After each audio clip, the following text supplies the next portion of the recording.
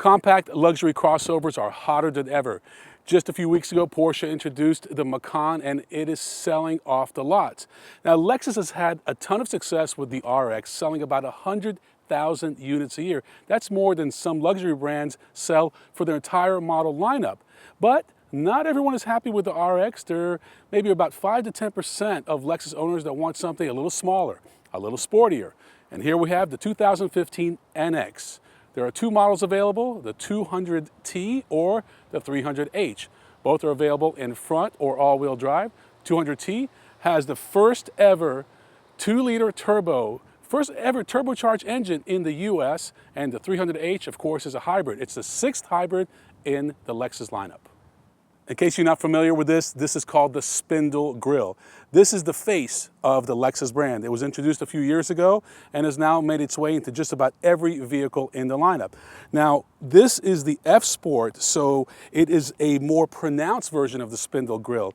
Very bold. You're going to see this thing from a mile away, just like you're going to see these amazing LED lights. You have 3 of them over here, day running lights. You have this kind of Lexus shape, a lot of angular lines going on. When you look at the profile of this car, you really have like these 3 distinctive lines that kind of make the car look like it's in motion even when it's standing still. There are a lot of exciting things to mention in the all-new NX, but I think what's under the hood is the biggest news. This, as I mentioned, is the first turbocharged engine in the US for the Lexus brand. And I could definitely see this making its way to other vehicles, perhaps the IS250. When you look at the horsepower and numbers for this vehicle, so it's a 2-liter turbocharged 4-cylinder direct injected engine producing 235 horsepower and 258 pound-feet of torque. Compare that to the 2.5-liter V6 that's in the IS250. That engine is about 200 pounds heavier and about 30 to 40 horsepower slower. So no comparison. This thing is fun to drive. It has about 15 pounds of boost, so it really gets up and goes. 0 to 60 times for the front-wheel drive version is 7.2 seconds, and for the all-wheel drive version, 7.0 seconds. There's no real way from a design or badging standpoint to determine if a vehicle is a front wheel or all-wheel drive in the NX lineup, but when you see the F Sport badging, you know it's a turbo. Also, if you see the dual exhaust, you know it's a turbo. So let's take a look at what's going on back here. As you can see, great design, great styling, very aggressive tail lights over here. And when you get in here, this tailgate, by the way, is adjustable to 5 preset positions, but positions 1, 2, and 3 are for really small people. Now, this is a tonneau cover, which a lot of vehicles have. You're going to need to remove this if you want to put, let's just say, a mountain bike. You'll fold these rear seats down flat.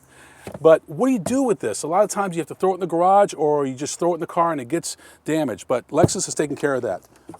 Under here is a storage compartment for your tonneau cover. Fits in there nicely. Close it. Bam. Lexus tells us this interior is LFA inspired. No, it's not an LFA interior. No, this is not an LFA. This is a compact crossover. We've already determined that. Actually, this is based on the RAV4.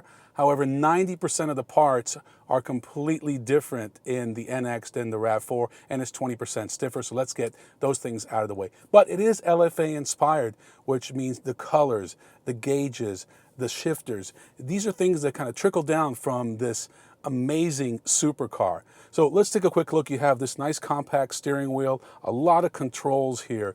And because this is the F Sport, you get the sporty gauges, but you also get a lot of cool information that you can toggle through. For example, the boost. You can actually see how much boost you're generating. It uses a weird multiplier and not your typical boost gauge, but it works. They do this multiplied by 10 PSI. At the end of the day, max boost, 15 PSI, you know exactly what you're doing. You have a fixed 7-inch navigation screen and information screen. Every vehicle gets this. Even if you don't get the navigation, you still get this screen. A lot of great information there. As you can see, they've completely redone this center stack, a very compact shifter. You have 3 driving modes, Eco, Normal, and Sport, depending on which mode you're in. Things like air conditioning, suspension, steering, throttle control can be changed. There's a lot going on in this little area. So some vehicles will get a dial, but the more upgraded vehicles will get this RTI, or remote touch interface. It's basically a trackpad that has some haptic feedback. It's really pretty cool. I think it works a lot better than the old system, and it's just flatter, more flush, fits better. Also, under here you have a sunglass holder. So lift up the center console, you have a little vanity mirror, and you can actually take your sunglasses and put them away nicely. Next, cup holder. It looks like a regular cup holder. No, it doesn't heat up your drinks or cool your drinks, but what it does have is this super grippy material on the bottom. So if you push down, you could take the cap off, lift up your water bottle, take a nice sip. Just little touches like that that really make this car stand out. This is a very competitive segment, so Lexus knows they have a big reputation to uphold with the RX, and this car better deliver. So let's take it for a quick spin and show you. A lot of technology going on in the all-new NX, including Lexus Enform, which you've seen in other vehicles. But Lexus Enform Remote is something that's not quite yet available, but will be at launch, and so we can't really demonstrate it. But it's got some really cool features. For example, you can do geofencing. So you have a kid that's a teenager, and you only want them to drive in certain areas, boom, you can do that. If you want to make sure that that driver doesn't go over a certain speed limit, you can control that. All these things you can do from this remote app, even start your car from your house if you want to kind of do a remote start. So a lot of cool features, a lot of great technology in this NX. From a driving dynamics perspective, I really like this car. They've done a great job balancing it out.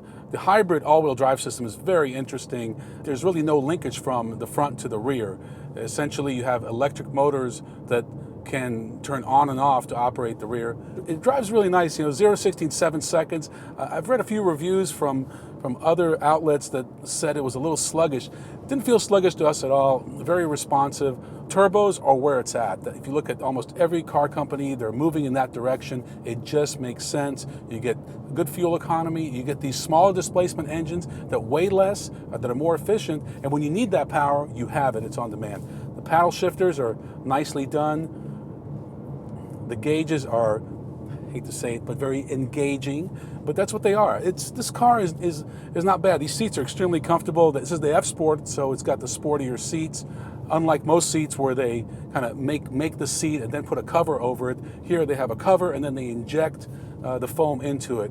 It's not anything new, but Lexus was one of the first car companies to do it. They did it in the IS. I just want to make it clear, we've only had this vehicle for half a day. We have to give it back now and pick up a hybrid, but so far we like what we've seen. We'd love to tell you about the pricing, we just don't know what it is. Lexus will announce that just before it hits the dealerships, which is anticipated to be towards the end of November. But for now, really enjoy driving this car. It is a lot of fun. If you get behind the wheel of one of these, put it in sport mode, and you really see how responsive it is. I'm not saying it's a Porsche Macan, but it certainly is a great step in the right direction for attracting new, more energetic, younger buyers into the brand. The RX is kind of shifted into an older category, a lot of empty nesters, people in their 30s and 40s. Lexus wants to get people in their 20s and 30s, and I think they're really gonna do that with this vehicle. We had it parked outside of our hotel in Seattle, and there was a young professional, about 30 years old, and he spent a lot of time looking at this car, inside, outside, asked us a lot of questions, and he really seemed intrigued. And that's the target buyer for Lexus. So if they can attract that guy, I think they're gonna have a real winner on their hands. Overall, looks great, drives great. We really like what we've seen so far. Looking forward to spending a full, proper week with it.